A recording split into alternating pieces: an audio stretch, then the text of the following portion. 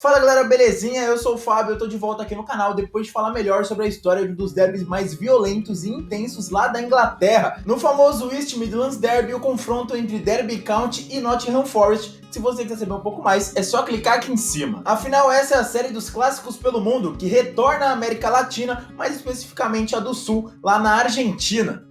Mas antes de qualquer coisa, já sabe, deixa o like maroto aqui embaixo, marca seu amigo, sua amiga que curte o tema e se inscreve no canal pra gente chegar logo agora à nova meta, que é de 20 mil inscritos, porque a gente bateu a de 15 no último domingo. Sem esquecer, é claro, de curtir a página lá no Facebook, novidade quase todo dia, e é rapidinho, que é o vídeo aqui, vai pra lá, deixa seu like e tamo junto, e também curte o nosso novo Instagram. Porque hoje é dia de falar sobre um duelo que possui cores semelhantes às de Boca e River, e com uma rivalidade que não fica muito atrás da do maior clássico do futebol argentino, mas que nos últimos anos não tem se encontrado com tanta frequência assim, o que não faz esse derby menos atraente. Vale lembrar que 3/4 dos clássicos disputados foram pela elite, em um embate que coloca frente a frente boêmios e funebreiros. Trata-se do curioso clássico de Vila Crespo, o intenso derby entre Atlanta e Chacarita Juniors.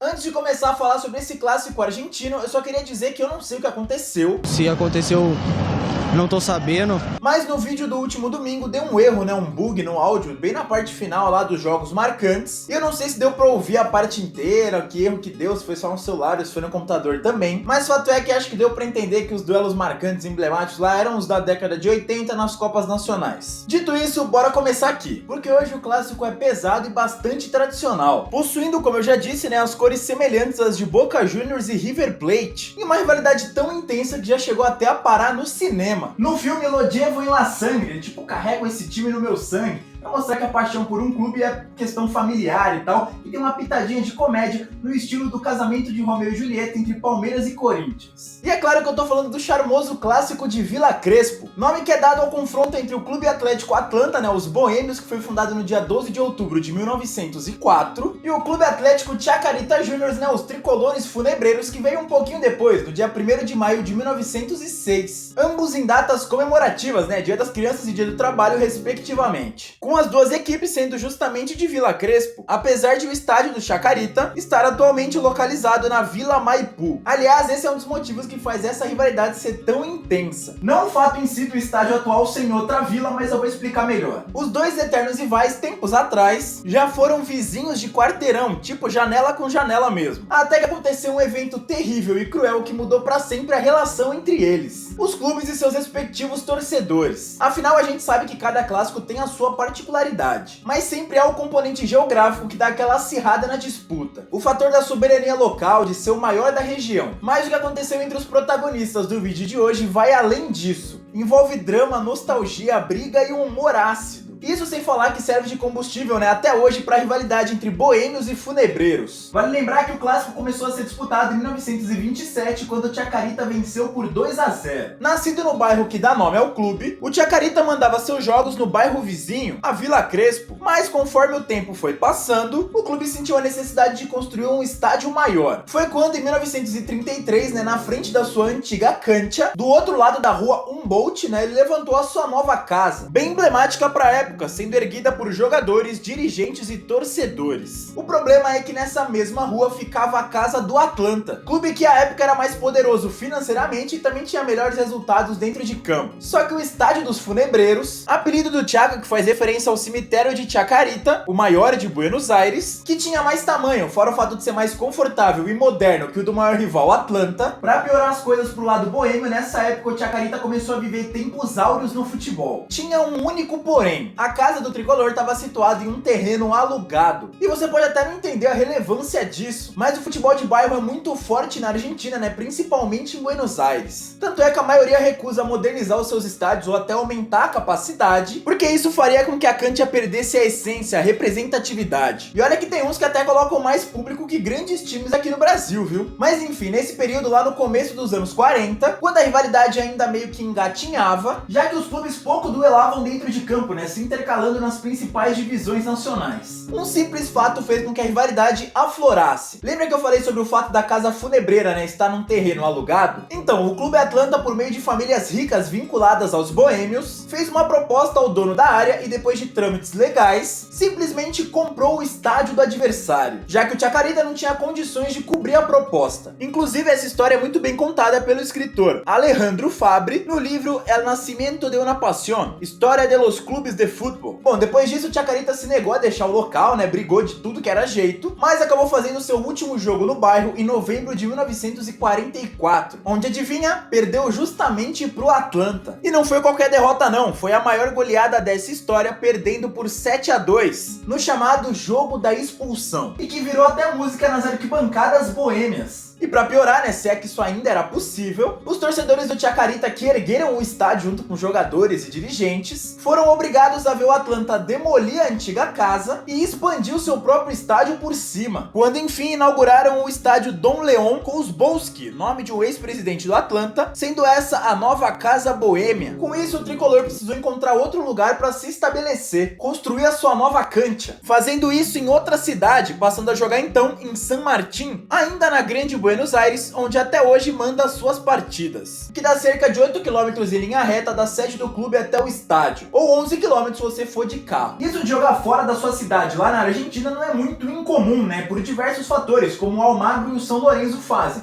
Mas, mano, se você ser expulso da sua própria casa, ver o rival construir um estádio em cima, é foda. Já parou pra pensar que sempre que o Atlanta recebe o Chacarita, os torcedores funebreiros sentem que, mano, estão jogando na sua ex-casa? É muito tenso. Mas o clube fez questão de manter o seu vínculo com a vizinhança, tanto que até hoje a sua sede ainda está localizada em Chacarita. E naturalmente, por conta disso, a rivalidade cresceu de forma inversamente proporcional à proximidade entre os clubes. Até hoje, quando ocorre clássico, né, sendo ele jogado ou não em Vila Crespo, a mobilização policial é muito forte, porque a tensão e a animosidade são ingredientes constantes. Ainda mais com as pichações dos funebreiros sempre que eles visitam a ex-casa. E no percurso que construiu essa rivalidade, restaram pelo caminho alguns confrontos épicos que ignoraram divisões, que é o que eu vou começar a mostrar melhor a partir de agora. Como eu já falei, um dos mais representativos, acirrados e tensos derbys do futebol castelhano começou a ser disputado em 1927, com vitória do Chacarita pelo placar de 2-0, com o Atlanta vencendo seu primeiro derby somente 3 anos depois, em 1930, por 1-0, jogando fora de casa em um duelo amistoso, porque o primeiro triunfo oficial veio só em 31 mesmo, no dia 4 de junho, agora com mais folga por 3-1. Depois os anos foram passando e eles se alternando nas divisões nacionais. Até que aconteceu o episódio que eu acabei de contar dos estádios, e isso serviu para que a rivalidade explodisse de vez. Curiosamente, depois disso, os dois clubes viveram grandes momentos no futebol nacional, em específico na temporada 1969, quando de um lado tivemos o Chacarita sendo campeão argentino, o único título de elite desse clássico, e de outro o Atlanta brigando também por uma conquista nacional, agora a da Copa da Argentina, quando acabou perdendo pro Boca na grande final, mesmo triunfando na partida de volta por 1-0,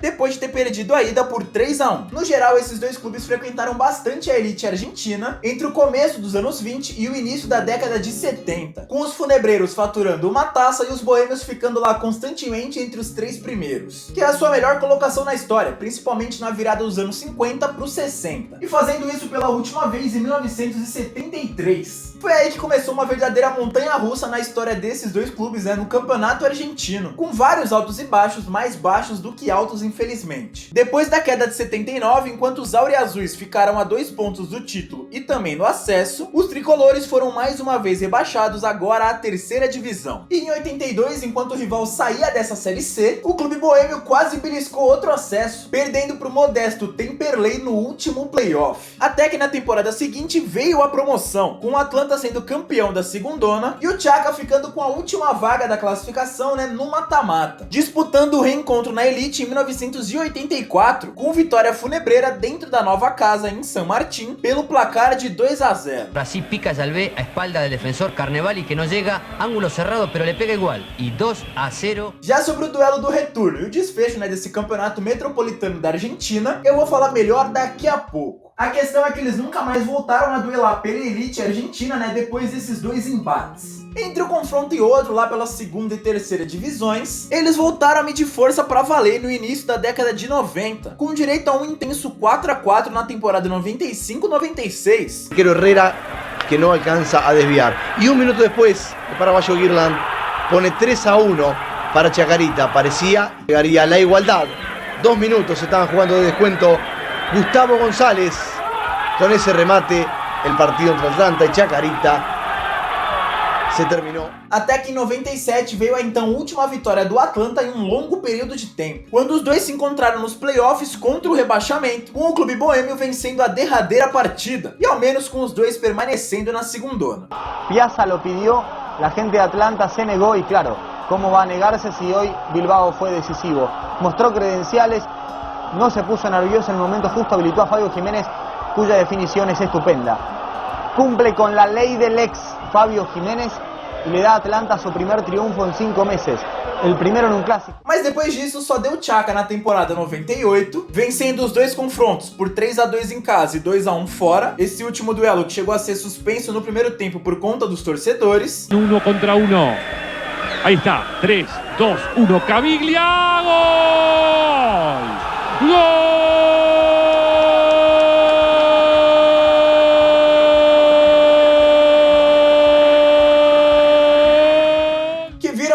Terminar a fase classificatória na segunda colocação, avançando assim aos playoffs do acesso, quando acabou caindo para o Banfield logo nas quartas de final, com os dois permanecendo na Série B e voltando a medir forças em 99, agora com 2 empates, sendo o último deles por 2-2, com o último gol sendo marcado por Nicolás Laviano, do Atlanta, que não acabou impedindo a péssima campanha do clube azul e amarelo, já no sistema de promédios, que calcula a média de pontos dos clubes nas últimas 3 temporadas, o que acabou culminando no rebaixamento boêmio, fazendo com que o clássico ficasse por nada menos que 12 anos sem acontecer. Nem duelo amistoso, que é meio impossível entre eles, Muito menos por alguma competição oficial. Já que enquanto o Atlanta ficou perambulando entre a segunda e a terceira divisões, o Chacarita chegou a retornar à elite lá em 2010. Até que enfim, no ano de 2011, o clássico de Vila Crespo retornou na primeira B depois do acesso do Auriazul e a queda do tricolor. Com o embate não sendo nada atrativo, que foi empatado sem gols, mas valendo muita coisa de forma simbólica, o que não melhorou muito no retorno, já que foi outro empate, só que agora por 1-1, mas ao menos com a rivalidade presente dentro de campo também no ano seguinte, já que eles caíram juntos. O Atlanta de forma direta novamente pelo promédio, e o Chacarita depois de disputar uma espécie de repescagem, que foi assistida com muita atenção na sede dos boêmios, que queriam a presença do rival também na terceira divisão,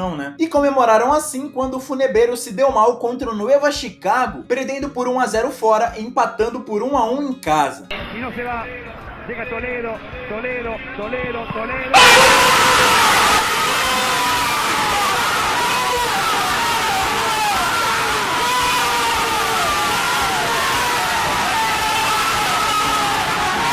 Ao menos, como eu disse, vendo o copo meio cheio, teve clássico na Série C e com uma vitória para cada lado. A primeira do Chacarita em plena casa boêmia, fazendo 2-0 em Vila Crespo. Febrero no cruzó mitad de cancha en estos 4 minutos del complemento. El Gato Lino estuvo trabajando también en un equipo de segunda división de Irán. Sí, señor. Piris. Huanca. Ataca Chaca. Huanca para Piri. Le queda Ramón Lentini de zurda.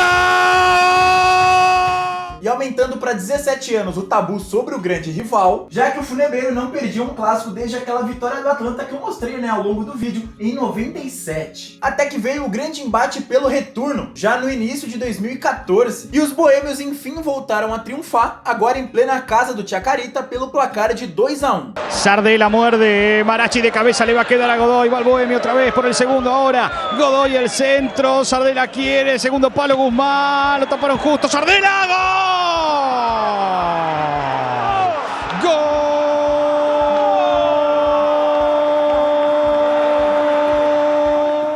Terminando entre os classificados para o playoff da promoção, enquanto o Tricolor ficou lá no meio da tabela. Só que logo depois o Atlanta acabou caindo para o Platense e permaneceu na Série C, onde ainda em 2014 aconteceu o torneio de transição, que eu também vou explicar melhor daqui a pouco, que acabou marcando a volta do Chacarita à segundona, ou a primeira B, como eles gostam de falar lá na Argentina, enquanto o Atlanta só conseguiu fazer isso na última temporada, depois de bater na trave em algumas oportunidades, bem quando o polêmico sistema de promédios chegou ao fim no nosso país vizinho. Agora agora com 2 clubes subindo e 2 caindo apenas com a pontuação da temporada vigente. Com isso, finalmente temos a chance de rever esse emblemático clássico, dono de uma das maiores rivalidades do país, voltar a acontecer. Para a realização do roteiro desse vídeo, eu contei com a ajuda do site Futebol Portenho e também com o blog Meia Encanada lá do Globo Esporte. Mas ó, sinto dizer que a chance disso acontecer é bem pequena. Isso porque os dois caíram em grupos diferentes. E para quem não sabe, na atual Série B argentina são 2 grupos com 16 equipes em cada, em que eles enfrentam os 15 oponentes dentro da chave, né, em turno e retorno. Depois disso, o primeiro de cada grupo avança para a final da primeira B, que vai definir o grande campeão e também o primeiro a garantir o acesso à elite, enquanto o que foi vice nessa disputa se junta a outros 6 times, os que ficaram na segunda, terceira e quarta colocações de cada chave, para disputar o chamado torneio reduzido, uma disputa no sistema eliminatório, né, de mata-mata, que vai acabar definindo o último clube promovido à Superliga Argentina, a Série A. E tendo em vista a atual situação de cada um, é claro que ainda falta um turno inteiro para ser disputado, mesmo que sem data definida para esse retorno, mas só o Atlanta tem chance, viu? Afinal, os boêmios ocupam a vice-liderança do grupo A, a apenas 1 ponto do então líder Estudiantes, mas não o de La Plata, e sim o de Rio Quarto, podendo até conquistar a vaga direta à final da segundona, já que ainda tem um jogo a menos que o rival. Enquanto o Chaca briga mais para não cair, somando apenas 18 pontos nas 17 rodadas disputadas até então, 4 a mais que o lanterna All Boys. Antes de encerrar, vale lembrar que o Chaca possui uma íntima ligação com o São Paulo, tendo até camisa igual à reserva do tricolor do Morumbi, que foi um dos convidados de honra quando o clube argentino comemorou seu aniversário de 110 anos. E as torcidas também têm aquela amizade. Mas enfim, agora eu quero saber de você. Esse clássico vai voltar à elite na próxima temporada? Sim? Não? Deixa sua resposta aqui nos comentários. Ao menos o Atlanta pode voltar à elite depois de quase 40 anos, já que ele não figura na primeira divisão nacional desde 1984. Mas isso aí é assunto para daqui a pouco.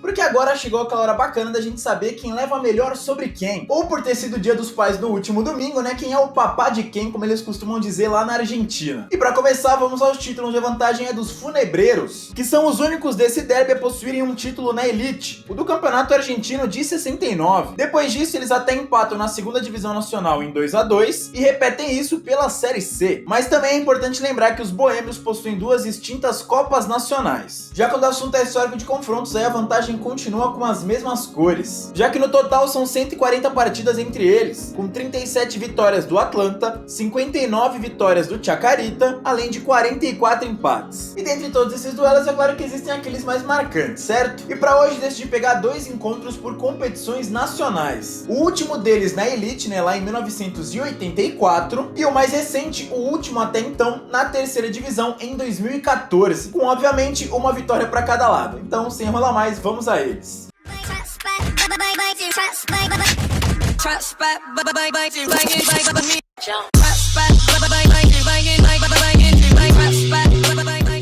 E o primeiro jogo marcante de hoje, como vocês já puderam ver, né, fica por conta do último encontro entre eles pela elite nacional, lá na temporada 1983-1984, no então Campeonato Metropolitano da Argentina. Pouco depois de os dois subirem à primeira divisão, né, o Atlanta como campeão e o Chacarita pegando a segunda vaga. Logo após a introdução do polêmico e confuso Promédio, que calcula a média de pontos das últimas 3 edições do Campeonato Argentino para definir quem cai ou quem fica na própria divisão, o que coloca uma pressão extra nos clubes que acabaram de subir, né? Como era o caso da dupla Atlanta e Chacarita, que fizeram 2 clássicos bastante quentes, com uma vitória para cada lado. A última dos boêmios, que triunfaram dentro de casa pelo placar de 1-0. De Atlanta, un centro de el número 2 Gómez y concretó el 10 Onis. De esta manera abre el marcador el equipo de Atlanta.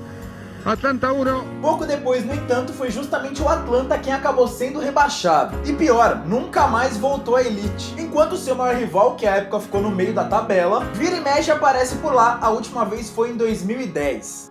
Bom, o troco do Chacarita veio até antes, como vocês puderam ver ao longo do vídeo, mas o embate que eu vou falar aqui aconteceu 30 anos depois desse último que vocês acabaram de ver, em 2014, na última vez que eles duelaram de forma oficial, pouco depois da queda do Funebreiro à terceira divisão, com direito até a festa na sede oficial do Atlanta, com eles medindo forças justamente nessa Série C, no chamado Torneio de Transição, que eu até já falei melhor num vídeo especial que eu fiz sobre o Racing recentemente, e que se você quiser saber um pouco mais é só clicar aqui em cima, mas que foi basicamente no ano em que o campeonato argentino deixou de ter 2 edições por temporada, né? O Clausura e o Apertura, passando até apenas uma, onde o Chacarita venceu os 2 embates, em casa por 2-1 e esse último na casa do Atlanta, também pelo placar de 1-0, arrancando rumo ao acesso. Bordacar en el área, al centro. ¿Jugó bien? No. ¿Mereció ganar? No. ¿Qué le importa a Chacarita? Triunfazo del equipo de Miseria, aparición fantasmal de Víctor Zapata, centro perfecto de Bordacar. Onde mesmo sem haver um campeão, o Chacarita acabou confirmando a sua promoção à segundona, onde na atual temporada reencontrou o maior rival, mas sem nenhum duelo, já que eles estavam em grupos diferentes, o que pode acontecer talvez na fase final, nos playoffs e tal. Bom, galera, por hoje é isso, espero que vocês tenham gostado. Eu não vou me alongar muito nesse final, apesar de poder, porque agora tá tudo novo aqui, né? Mas enfim, como é de praxe no final, eu vou deixar a playlist dos clássicos pelo mundo pra você assistir todas as rivalidades que eu já abordei nessa série. Tem rivalidade nacional, internacional, como foi o caso dessa, e também entre seleções. Aí você aproveita e deixa a sugestão de tema aqui nos comentários, não só dessa série, mas todas as outras, curiosidades da bola, futebol em crise. E também nesse final eu vou deixar uns salves especiais para umas pessoas que pediram tanto nos comentários aqui do YouTube, quanto lá no Instagram, que são Denilson, Luiz Miguel e Rômulo, que sempre estão presentes aqui também. E eu não podia deixar de citar o Kleber Binho, que, mano, desde o início do canal ele tá comentando, ele sempre comenta em todos os vídeos, dá aquela sugestão de tema também. Então é nóis, tamo junto, valeu, gente, segue a gente lá no Instagram, se inscreve no canal, deixa seu like, divulga pros seus amigos. É nóis, tamo junto, nova meta, 20 mil inscritos, meu cachorro vai latir mesmo, tamo junto.